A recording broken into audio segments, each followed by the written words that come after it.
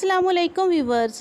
हमें ज़िंदगी में बहुत से ऐसे इंसान नज़र आते हैं जो खुश और मुतमईन ज़िंदगी बसर कर रहे होते हैं, लेकिन उन्होंने इस मुकाम तक पहुंचने के लिए क्या क्या मुसीबतें, क्या क्या परेशानियां बर्दाश्त की होती हैं, इनका अंदाज़ा लगाना बेहद मुश्किल है। ऐसे ही परेशानियां और मसाइल बर्दाश्त करने के बाद हंसती मुस्कुराती नजर आने वाली अदाकारा लैला वास्ती भी हैं। व्यूवर्स, इनकी लाइफ के हवाले से मुकम्मल आपसे शेयर करूँगी, लेकिन उससे पहले आपसे एक छोटी सी रिक्वेस्ट, क्या मेरे चैनल को सब्सक्राइब कर लें और बेल आइकन को कर लें प्रेस। व्यूवर्स, लैला वास्ती के वालिदैन माजी के लेजेंड अदाकार हैं। घर में हर खुशी, हर सहूलत होने के बावजूद भी अदाकारा लैला वास्ती ने उन मसाइब और परेशानियों का सामना किया जिनका अंदाज़ा लगाना बेहद मुश्किल है। अदाकारा लैला वास्ती एक ऐसी खतून है जिन्होंने तमाम परेशानियों और मसाइब का हिम्मत और हौसले से सामना किया और आज हंसती मुस्कुराती टीवी स्क्रीन पर नजर आती हैं। लैला वास्ती माजी की मशहूर और मरूफ अदाकारा ताहिरा वास्ती की बेटी हैं। इनके वालिद रिजवान वास्ती भी मशहूर और मरूफ अदाकार थे। अदाकारा लैला वास्ती भी अपनी वालदा की तरह पढ़ी लिखी, सुलझी हुई और पुरवकार शख्सियत की मालिक हैं। ग्लैमर के माहौल में परवान चढ़ने वाली इस अदाकारा ने अदब और किरदार भी सीखा जो इनकी शख्सियत को मज़ीद चार चांद लगा देता है। अदाकारा लैला वास्ती के वालिदैन ने इन्हें हर आसाइश, हर खुशी मुहैया की थी, लेकिन कौन जानता था कि लाडू से पलने वाली लड़की की ज़िंदगी में एक वक्त ऐसा भी आएगा जब वो ज़िंदगी और मौत की कश्मकश में होगी तो इसके सर से वालिदैन का साया उठ जाएगा। वही लड़की जिसे इसके वालिदैन ने गर्म हवा तक न लगने दी होगी, इस परदेश में तनहा आखिरी सांसें गिन रही होगी। लैला वास्ती को एक ऐसा मूजी मर्ज लाक हो गया था जो किसी की भी ज़िंदगी का खात्मा कर सकता है, और डॉक्टर्स ने भी लैला वास्ती को सिर्फ 48 घंटे का वक्त दिया था। लेकिन हिम्मत और हौसले और अल्लाह पाक के फजलो करम से लैला वास्ती ने इस बीमारी को मात दी और ज़िंदगी की तरफ लौट आई।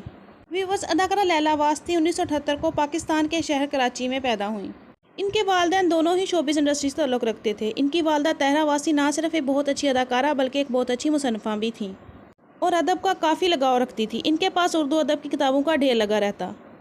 दूसरी तरफ इनके वालिद इंग्लिश अदब में दिलचस्पी रखते थे और इसी मिक्सचर के नतीजे में अदाकारा लैला वास्ती को इंग्लिश और उर्दू दोनों ज़ुबानों पर अबूर हासिल है। बस अदाकारा लैला वास्ती ने शोबिस घराने में आंख खोली थी, लेकिन इनको शोबिस में काम करने का बिल्कुल भी शौक नहीं था। अदाकारा लैला वास्ती टीचर बनना चाहती थी और उनका यही ख्वाब इनकी अवलीन तरजीह था। इनको 16 साल की उम्र में ही मुख्तलिफ ड्रामों में काम करने की ऑफर्स हुई। इनको एक्टिंग का शौक नहीं था और ये टीचर बनना चाहती थी, लिहाजा इन्होंने तमाम ऑफर्स को ठुकरा दिया। फिर अपनी तालीम मुकम्मल करने के बाद कराची के एक स्कूल में टीचिंग करने लगी, लेकिन सिर्फ 3 माह के अरसे में ही इनको अंदाज़ा हो गया था कि ये रास्ता इनके लिए ठीक नहीं, और वही ख्वाब जो उन्होंने बचपन से देखा था उससे शदीद तंग आ गई और अदाकारा लैला वास्ती ने टीचिंग को छोड़कर एक्टिंग को बतौर प्रोफेशन अपना लिया। इन दिनों इनकी वालदा ताहिरा वास्ती ने एक ड्रामा बेगम की हवेली लिखा जिसमें इन्हें काम की ऑफ़र हुई।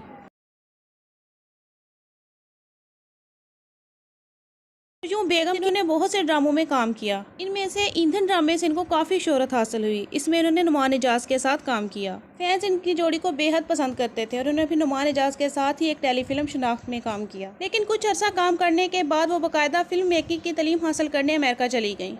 वहाँ इन्होंने 4 साल रहना था, लेकिन इसी दौरान इस हंसती मुस्कुराती लैला वास्ती को कैंसर जैसे मौजी मर्ज ने आ घेरा और इन पर मुसीबत पे मुसीबत आती गई। इस मर्ज के हवाले से पहले कोई किसी किस्म की अलामात जाहिर नहीं हुई थी, लेकिन डॉक्टर ने जब चेक किया तो इनका ब्लड काउंट तारीख में सबसे कम था। इस वजह से डॉक्टर्स ने इनको ये कहा कि इनके पास सिर्फ 48 घंटे हैं। लेकिन लैला वास्ती की ये खुशकिस्मती थी कि वो इस वक्त अमेरिका में मौजूद थी। उनको फ़ौरन एयरलिफ्ट के ज़रिए मैरीलैंड ले जाया गया। यहाँ इस मर्ज का इलाज मौजूद था और यूँ इलाज का सिलसिला शुरू हो गया। जब इंसान के वालिदैन पास हों तो इसका हिम्मत और हौसला मज़ीद बढ़ जाता है। व्यूवर्स, ये एक ऐसा वक्त था जब इंसान को अपने प्यारों की बेहद ज़रूरत होती है, लेकिन बदकिस्मती से इनके वालिदैन का पासपोर्ट एक्सपायर था। डॉक्टर्स ने 48 घंटे का वक्त दिया था और उनके पास कोई अपना भी ना था। इस वक्त अदाकारा लैला वास्ती क्या महसूस कर रही होंगी ये अंदाज़ा लगाना मुश्किल है, क्योंकि जिस पर गुजरती है वही जानता है। इनका इलाज शुरू हो गया। बेशुमार कीमोथेरेपी और रेडिएशन की वजह से लैला वास्ती का कहना है कि इनकी स्किन काली हो गई थी। लेकिन जब बोन मैरो एक्सचेंज करने का वक्त आया तो पता चला कि पाकिस्तान में इसकी बैनुल-अक़वामी सतह पर डोनर्स तलाश किए गए और जिनसे इनका बोन मैरो एक्सचेंज किया गया वो एक जर्मन था। बस इसी दौरान जब अदाकारा लैला वास्ती ज़िंदगी मौत की कश्मकश में थी तो इनके वालिदैन का भी इंतकाल हो गया।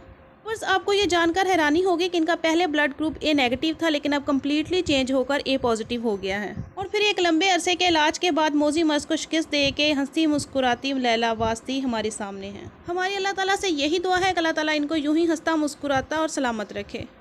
अब बात करते हैं इनकी शादी के हवाले से। इनकी शादी फ़हद से हुई है। लोगों का कहना है कि इनकी लव मैरिज है, लेकिन लैला वास्ती ने एक इंटरव्यू में बताया कि इनकी शादी अरेंज मैरिज है। इनका कहना है कि इनके हस्बैंड इनसे बेहद मोहब्बत करते हैं। मुश्किल मराहल में कदम कदम पर इनका साथ दिया। लैला वास्ती का एक ही भाई है जिसका नाम रेहान है और वो लंदन में रहता है। बस अगर आपको आज की वीडियो अच्छी लगी तो प्लीज़ चैनल को सब्सक्राइब करना ना भूलिएगा। मुझे दीजिए इजाज़त, एक नई वीडियो के साथ फिर हाजिर होंगे। तब तक के लिए अल्लाह हाफिज़।